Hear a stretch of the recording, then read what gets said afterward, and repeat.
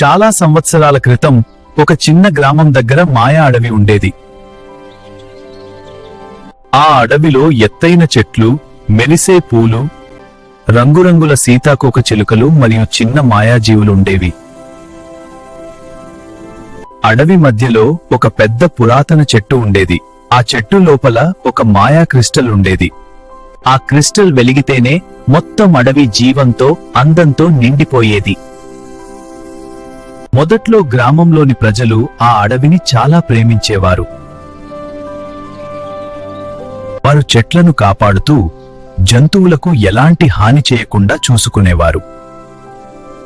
కాని కొంతకాలం తర్వాత కొందరు చెట్లను నరకటం ప్రారంభించారు.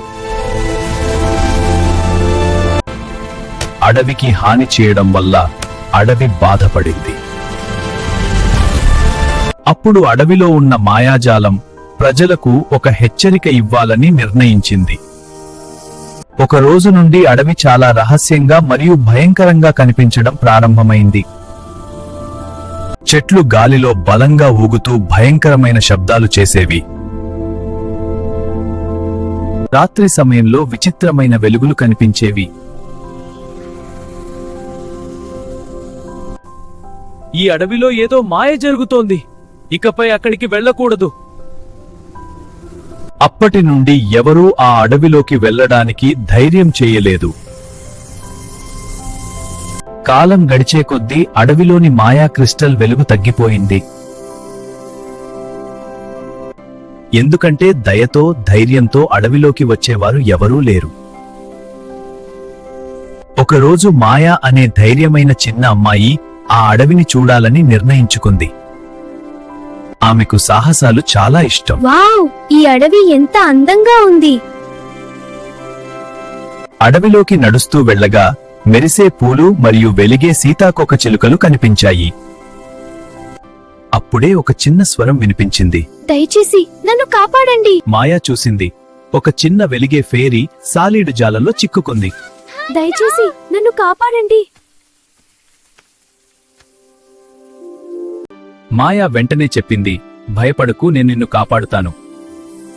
మాయా వెంటనే జాగ్రత్తగా జాలాన్ని తీసి ఫేరీని బయటకు తీసింది. ధన్యవాదాలు. నా పేరు లూనా. నేను ఈ అడవికి రక్షకురాలిని.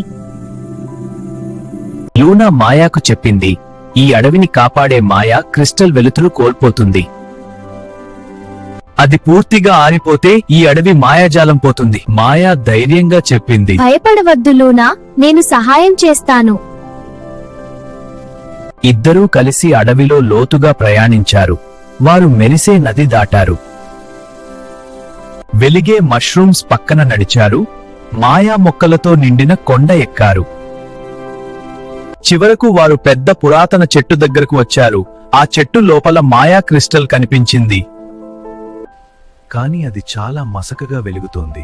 మాయా అడిగింది, ఇప్పుడు ఏమి చేయాలి? లూనా చెప్పింది, ఈ క్రిస్టల్ నిజమైన దయ ఉన్న హృదయం మాయపై నమ్మకం పెట్టుకున్నప్పుడు మాత్రమే ప్రకాశిస్తుంది. మాయా కళ్ళు మూసుకుని తన చేతులు క్రిస్టల్ మీద పెట్టింది. నేను మాయపై నమ్మకం పెట్టుకున్నాను మరియు నేను అడవిని ప్రేమిస్తున్నాను. చెట్లు మళ్లీ ఆరోగ్యంగా మారాయి. పూలు పూశాయి. జంతువులు ఆనందంగా బయటకు వచ్చాయి. లూనా ఆనందంగా చెప్పింది, మాయా, నువ్వు అడవిని మళ్లీ కాపాడావు. మాయా వెళ్లే ముందు లూనా ఆమెకు ఒక చిన్న వెలిగే ఆకు ఇచ్చింది. మాయా వెళ్లే ముందు లూనా ఆమెకు ఒక చిన్న వెలిగే ఆకు ఇచ్చింది. మాయా ఆనందంగా తన ఇంటికి వెళ్ళింది. మాయా అడవి రహస్యాన్ని ఆమె తన హృదయంలో దాచుకుంది. ఆ మాయా అడవి మళ్లీ అందంగా, మాయాజాలంతో నిండిపోయింది. అప్పటి నుండి గ్రామంలోని ప్రజలు అడవిని గౌరవించారు మరియు చెట్లను కాపాడారు. దయ మరియు ధైర్యం ఉంటే మనం ఏదైనా సాధించవచ్చు. ప్రకృతిని కాపాడితేనే ప్రకృతి మనల్ని కాపాడుతుంది.